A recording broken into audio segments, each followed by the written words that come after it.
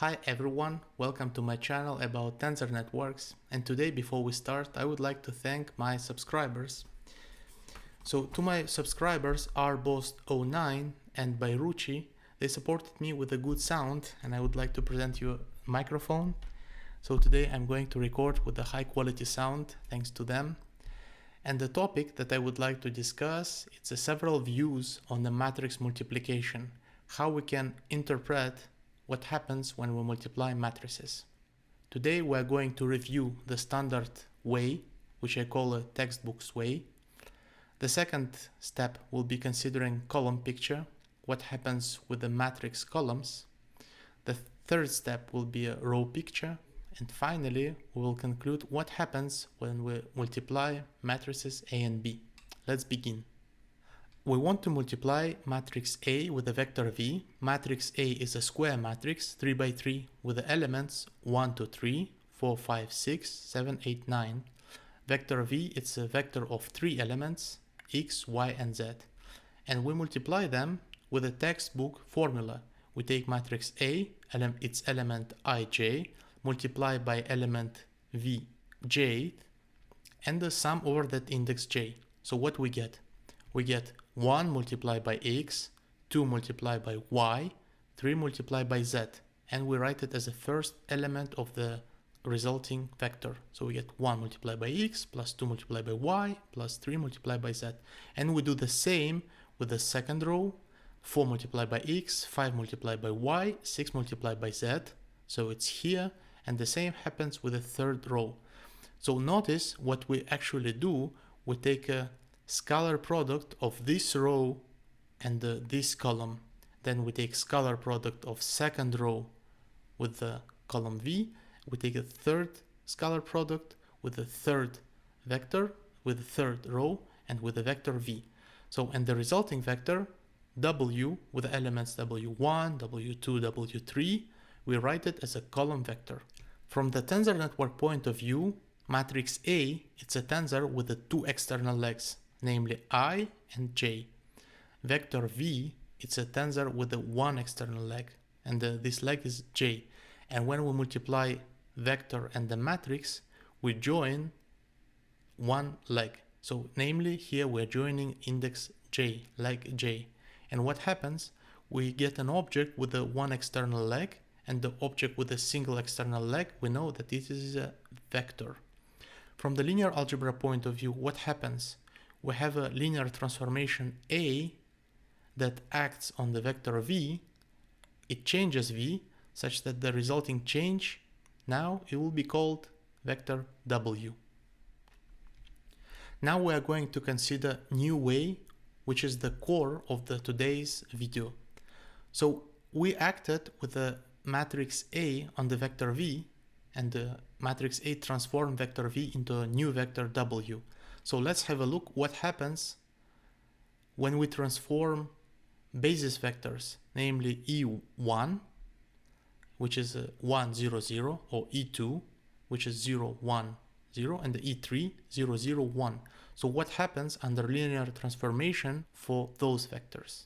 When we multiply matrix A with the vector E1, we do it in a standard way. 1 multiplied by 1, 2 by 0, 3 by 0, we get 1. 4 multiplied by 1, 5 by 0, 6 by 0, we get 4, etc. We get, for the third element, 7. So this is the result of acting A on a vector E1. And the result is 1, 4, 7. And please notice that this result, it's exactly what is represented by the first column of the matrix A. When you multiply matrix A by the second basis vector, E2, 0, 1, 0, you do multiplication according to the textbook recipe and you get the result 2, 5, 8, which is exactly the same as the second column of the matrix A.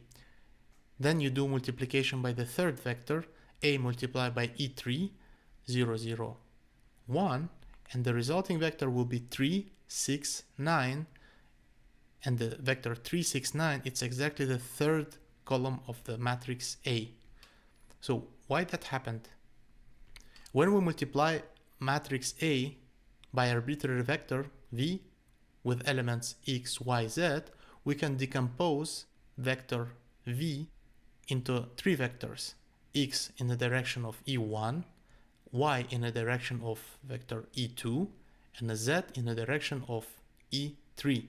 So what happens, we open parentheses, we see that a acts on the basis vector 1, it acts on the basis vector 2, and it acts on the third basis vector. And as we learned from above, the resulting vector will be first column of matrix A, second column of the matrix A, and for the third basis vector, the resulting vector will be third column of matrix A. So we have x multiplied first column, y multiplied by second column, and z multiplied by the third column. So let's have a look again. We take a matrix, we multiply it by a vector, and we do it a bit differently. We take the first element of the vector v and multiply by the first column of matrix A. We take a second element of vector v and multiply by the second column of matrix A. We take third element of vector v and multiply by the third column of matrix A. So what we get, we do multiplication, and then we sum up. This is the first vector, this is the second vector, and this is the third vector. And now notice what happened. This is exactly the same result that came out from the textbook examples. We take 1 multiplied by x, 2 multiplied by y, 3 multiplied by z, it's here. 4 by x, 5 by y, 6 by z, it's here. 7x, 8y, 9z, it's also here. Now you can see that textbook formula that we used before can be reinterpreted differently. You take vector element vj, multiply by the column j, so I index labels rows, j index labels columns, so we multiply column j and then do summation over all of the columns. Now I would like to present you several examples how you can use it and how you can benefit from that. Imagine that A is some unknown black box. So for instance, it can be some operation on a computer. On a computer you can give an input as a picture or as a vector of numbers or as some web service request. You get the input, and from the computer you get the output. And if A is linear, if transformation of your input is linear, you can reconstruct it matrix. So you put as an input basis vectors e1, e2, e3, and as a resulting output you will get the columns of the matrix. And knowing the columns of the matrix, you will be able to rebuild the matrix A. But be careful, in order to use that, your linear transformation should be linear. It means what? If you rescale input, the output should be rescaled. And if you add two inputs, the output also should be additive. Okay, this might sound a bit abstract, but let's go to a concrete example. For instance, imagine that you want to build a matrix A with a certain properties. And as a basic example, I would like to present rotation of the vector by angle alpha. In order to be able to rotate vector v, let's see what happens under rotation for the basis elements, for the vector e1 for instance. We rotate vector e1, which is aligned with the x direction and it has elements 1 and 0. We rotate it with a certain angle alpha. So what are new components of the vector e1, which is presented as a dashed line? X component of the vector e1 will be cosine of alpha.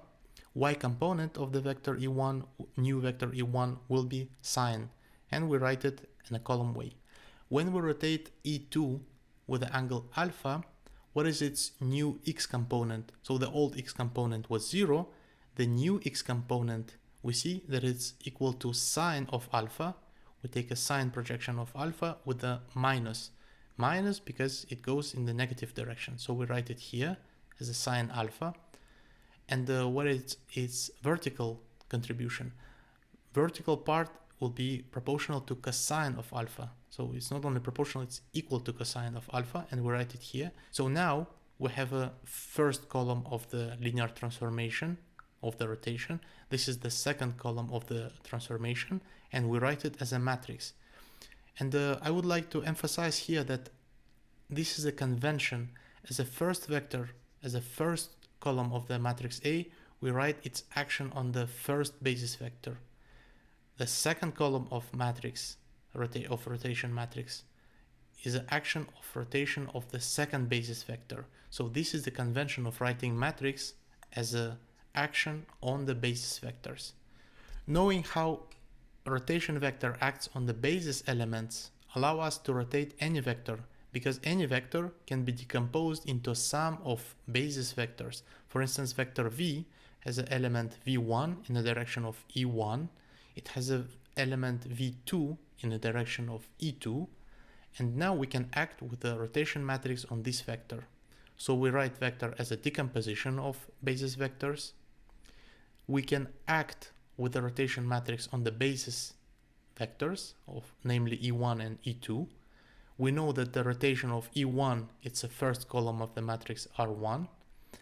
Rotation of the e2, it's a second column of vector of the matrix R2. So we get cosine alpha, sine alpha, the first vector, minus sine alpha, cosine alpha, the second column vector of R2. As a resulting vector, we get v1 cosine alpha minus v2 sine alpha, and the y direction, it's a v1 sine alpha plus v2 cosine alpha. So knowing how elements e1 and e2 rotated helps us to rotate any vector. In a similar way as we build a rotation matrix, we can build matrix with other properties as well. For instance, let's try to build a matrix that will swap coordinates x and the z and vector v.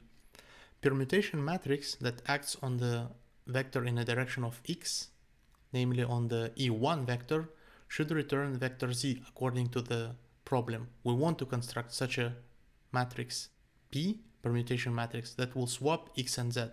So P acting on the E1 return us E3, 0, 0, 1. This is what we want.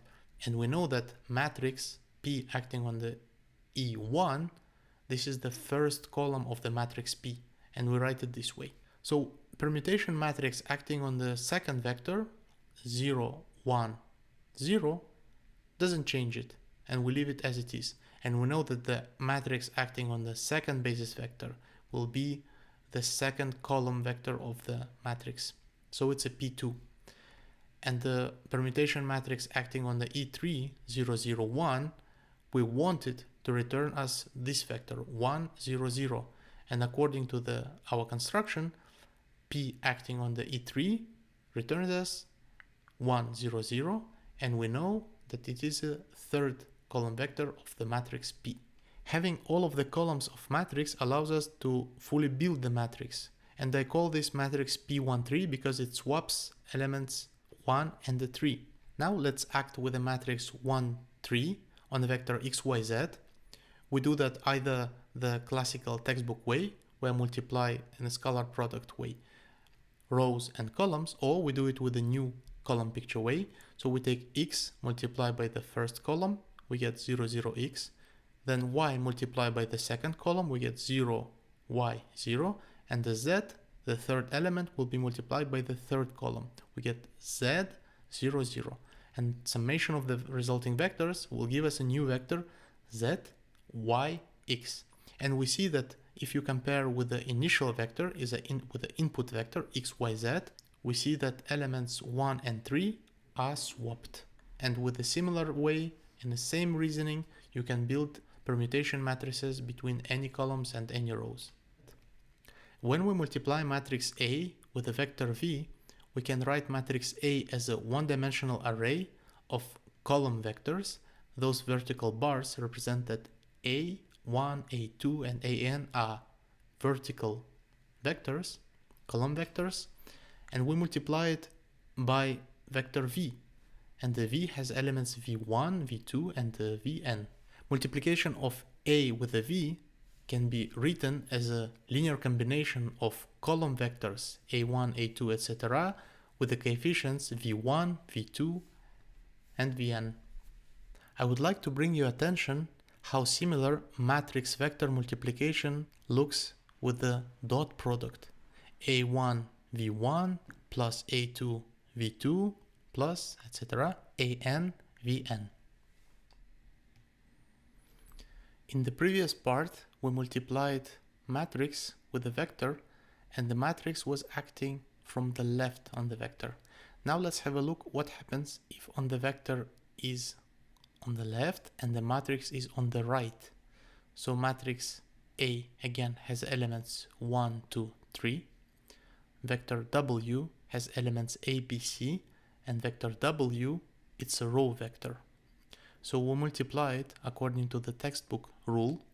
We take elements of V, multiply it with the matrix, and the summation runs over the index I. I repeat that index I is for the rows and the index J fixes the column. So what happens if we multiply it? We take A multiplied by 1, B multiplied by 4, C multiplied by 7. So this is what we get, A1, B4 plus C7. So the next element, it's A2, B multiplied by 5, C multiplied by 8, A2, B5, C8, and the same, ABC multiplied by 3, 6, 9, it's A3, B6, and C9. So the resulting vector is a row vector, and we can see that elements of this row vector can be interpreted as a scalar product, as a dot product of vector W with the columns of the matrix A. So it's a literally scalar product, A by 1, B by 4, C by 7. And now I invite you to have a look on the row picture, something similar to the column picture that we discussed above.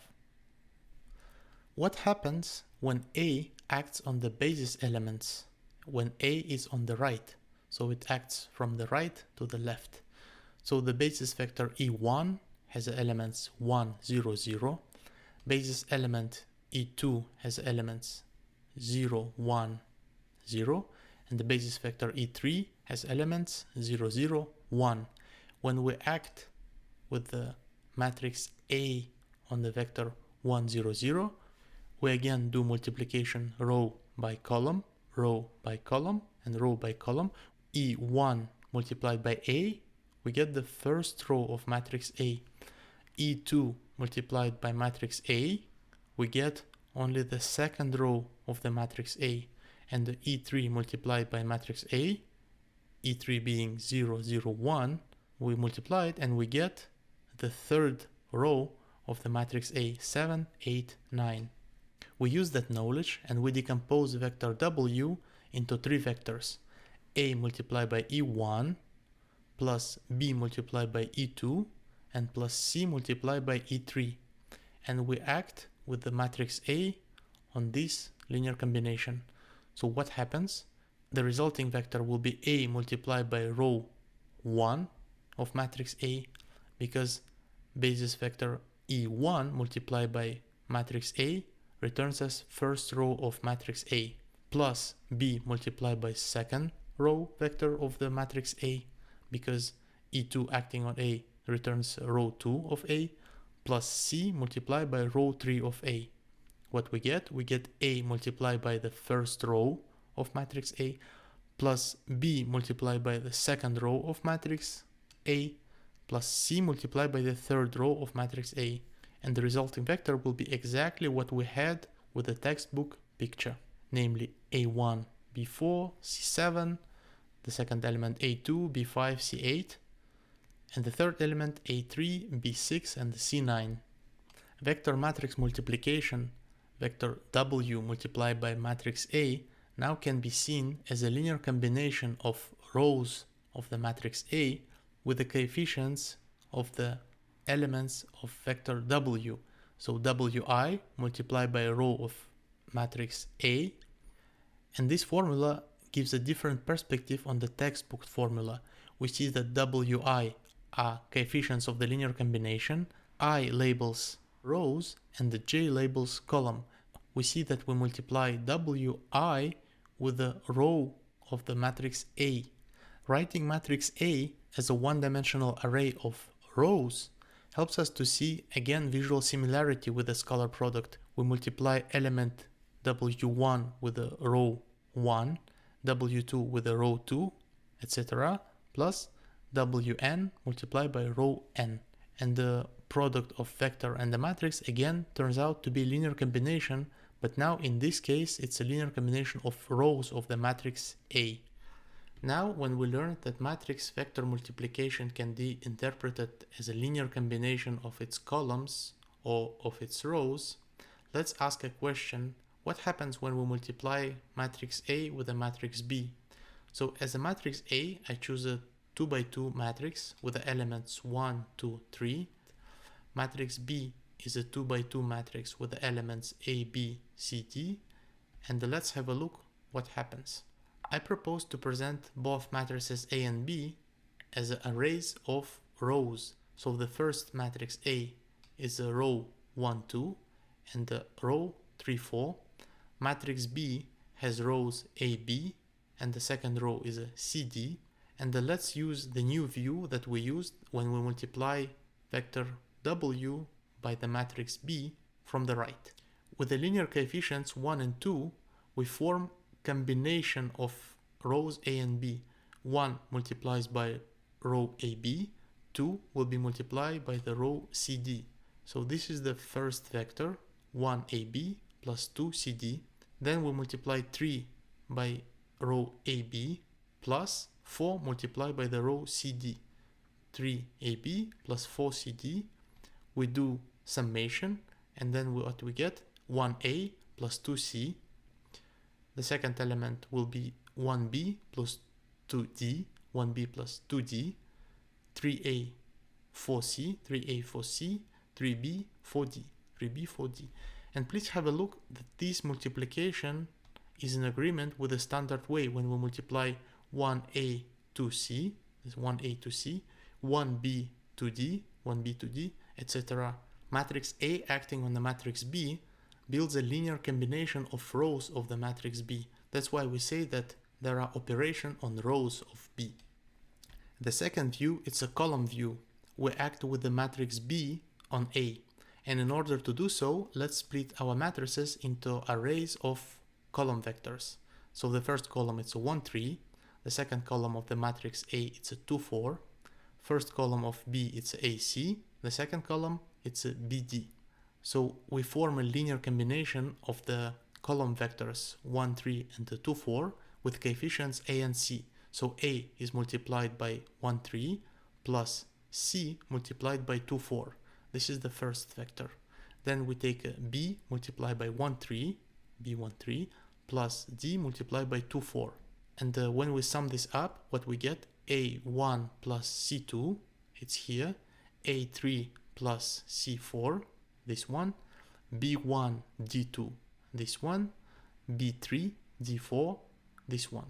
So we see that multiplication of A and B can be considered as a linear combination of columns of A. And that's why we say that this is an operation on columns of the matrix A. So I want to provide you with a short example. When we multiply matrices A and B, let's say that A it's a permutation matrix and the B it's just a standard matrix 2 by 2. When we act with a permutation matrix on the matrix B, what we get? Let's use a standard textbook example. 0A, 1C, so it's a C. 0B, 1D, it's a D. 1A, 0C, A. 1B, 0D, it's a B. So have a look. This is again the same matrix B, but with permuted rows. So AB is on the second position and CD is on the third position. A acting on B permutes rows of matrix B. A multiplied by B can be seen as an operation on the columns of A.